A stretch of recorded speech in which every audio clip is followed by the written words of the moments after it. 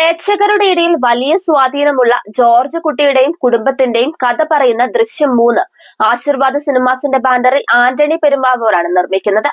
കഴിഞ്ഞ സെപ്റ്റംബർ 22-നാണ് ദൃശ്യം 3 ആരംഭിച്ചത്. കൊച്ചിയും തൊടുപുഴയുമായിരുന്നു ലൊക്കേഷനുകൾ.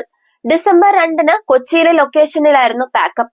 റിലീസിന് മുമ്പ് തന്നെ 350 കോടി രൂപ പ്രീ ബിസിനസ് നേടിക്കൊണ്ട് വലിയ ഹൈപ്പ് നേടിയ ഇന്ത്യയിലെ പ്രാദേശിക ചിത്രമെന്ന ഖ്യാതിയും ദൃശ്യം 3-ന് സ്വന്തം. ചിത്രത്തിലെ ലാസ്റ്റ് ഷോട്ട് പറയുന്നതിന് മുൻപ് ജോർജ് കുട്ടി കറക്റ്റ് ആണോ എന്ന് എല്ലാവരും പറഞ്ഞപ്പോൾ ഒരു ഡൗട്ട് വന്നെന്ന് മോഹൻലാൽ പറയുന്നുണ്ട്. ഇത് പുറത്തു വന്ന വീഡിയോയിലും കേൾക്കാം. പിന്നീട് മോഹൻലാൽ നിർമ്മാതാവ് ആന്റണി പെരുമ്പാവൂർ, സംവിധായകൻ ജിത്തു ജോസഫ് എന്നിവരെ ആശ്ലേഷിക്കുന്നതും കേക്ക് മുറിച്ച് സന്തോഷം പങ്കുവെക്കുന്നതും വീഡിയോയിൽ കാണാം.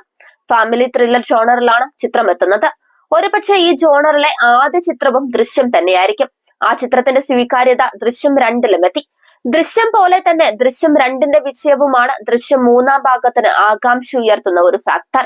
ദൃശ്യം 2-ന് ശേഷം 3 എത്തുമ്പോൾ 4.5 വർഷങ്ങൾക്ക് ശേഷം ജോർജ് കുട്ടിയുടെ കുടുംബത്തിലുണ്ടാകുന്ന മാറ്റങ്ങളായിരിക്കും ചിത്രത്തിന്റെ കഥാഗതിയിലെന്ന് സംവിധായകൻ ജിത്തു ജോസഫ് പറയുന്നുണ്ട്. കഴിഞ്ഞ 2 ചിത്രങ്ങളിലും അവതരിപ്പിച്ച സസ്പെൻസുകൾ പോലെ ഈ ചിത്രത്തിലും വലിയ ട്വിസ്റ്റുകളും സസ്പെൻസും പ്രേക്ഷകർ പ്രതീക്ഷിക്കുന്നുണ്ട്. ദൃശ്യം 2-ഉം അന്യഭാഷകളിൽ റീമേക്ക് ചെയ്യപ്പെടാൻ പോവുകയാണ്. അതിനു മുൻപ് തന്നെ ദൃശ്യം 3 പ്രദർശനത്തിനെത്തും.